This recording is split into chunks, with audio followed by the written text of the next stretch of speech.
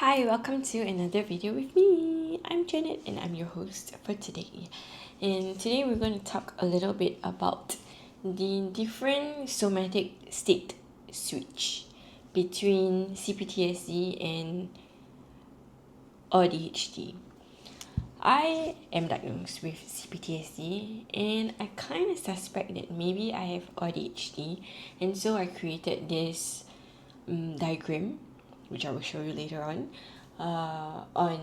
the different somatic states you are in if you have cptsd and audhd at the same time, and using the topic of being startled, right?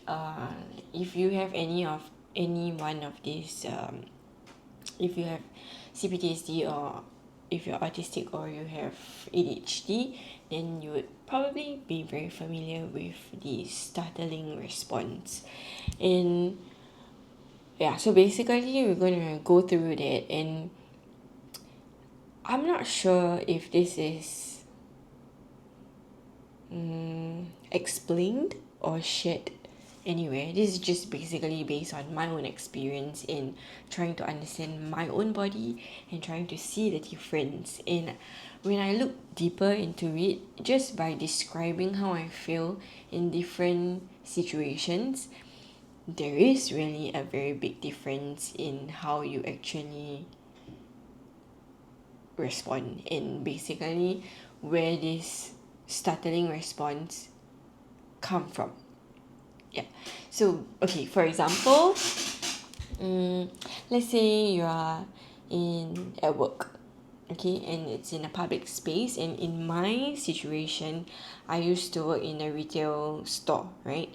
And in a retail store, it's very, very, very sensory. There's a lot of sensory overload stuff over there, right? Like there's so many people moving around, there's so many people talking, and there's just a lot of things going on at the same time. And because there is this sensory overload and there's just so much filtering that is going on, it becomes like the cptsd is being masked because of all the sensory overload, everything going on, right?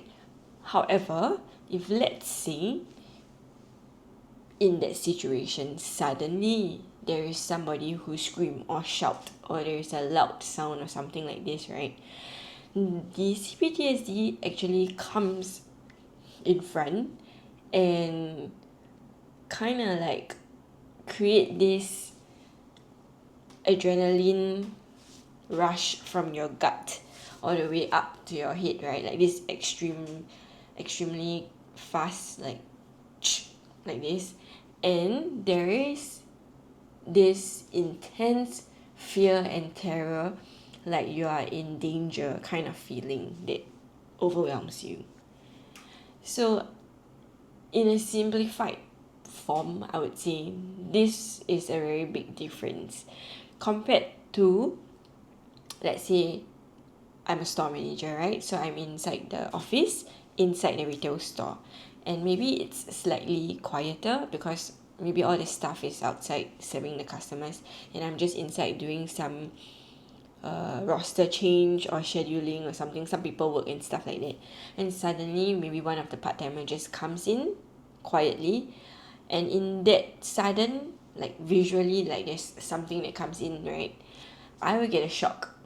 I will be startled, but it is brief. It doesn't create that danger and fear, right? So it doesn't have that lingering kind of effect compared to, let's say, the cptsd kind of startle. There is this lingering dread of unease that stays in your body. And so I think these are the three different things.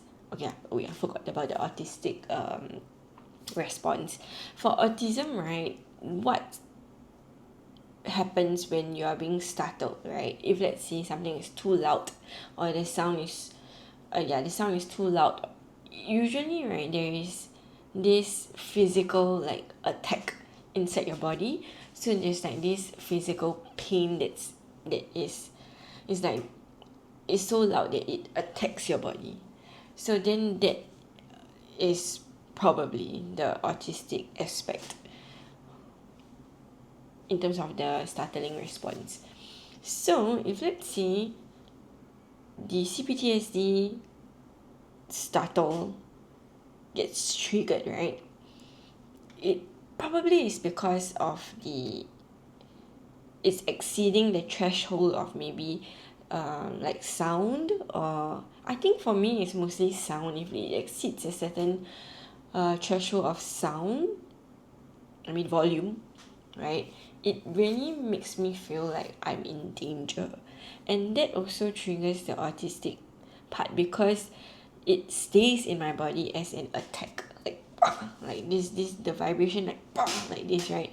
And so it stays in the body for a longer time compared to like somebody who suddenly appears, or suddenly like there's no sound or anything, right? Usually that is probably because I'm distracted doing something, and then it's more of like the ADHD kind of startle, which is brief and it's not stuck in your body kind of like thing, you know. And I don't see anybody or anywhere where people explain about the difference. And the only thing that is very clear is that all these different symptoms are all overlapping, and it's very difficult to differentiate, right? And like cptsd can look like adhd can look like cptsd also can look like autism, and vice versa, whichever kind of like combination. But I realized that it actually is very different internally how you feel. And I think that is quite important to share, because I think most of us don't really know the difference in that sense, especially if you are a high masking and late diagnosed person. You wouldn't know that you can't differentiate, right, like what is what. And because I really wanted to know and because I startled a lot, and that's the reason why I decided to use this startling response as just an example of how to differentiate the different kind of like triggers, like how it actually feels in the body as cptsd, as adhd, and as autism. And I think a lot of times it's the I think it's the intensity of it and how it stays in the body. I think that's the biggest, clearest way to identify, I would say. Yeah. And obviously, I'm not an expert and I don't know. This is just 100% based on my own example. And of course, for cptsd, there's a lot of like cortisol involved as well. It's because like your whole like nervous system is just like haywire, and so you're always in this like extremely fight or flight mode kind of thing. Yeah, it's like you're always on a roller coaster ride and you don't feel safe. Everything's like dangerous, especially like I think I didn't realize is that like when I'm outside, right, usually I can get annoyed easily if let's say there's a lot of sensory overload, right? But at the same time, when I come home, right, where it's quiet and peaceful and comfortable, and if it's supposed to feel safe, like sudden noise from the neighbor and all these things literally put me in a extreme kind of like danger kind of like feeling. And it's extremely uncomfortable because like I say, for cptsd kind of triggers, it stuck, the startling response gets stuck in your body.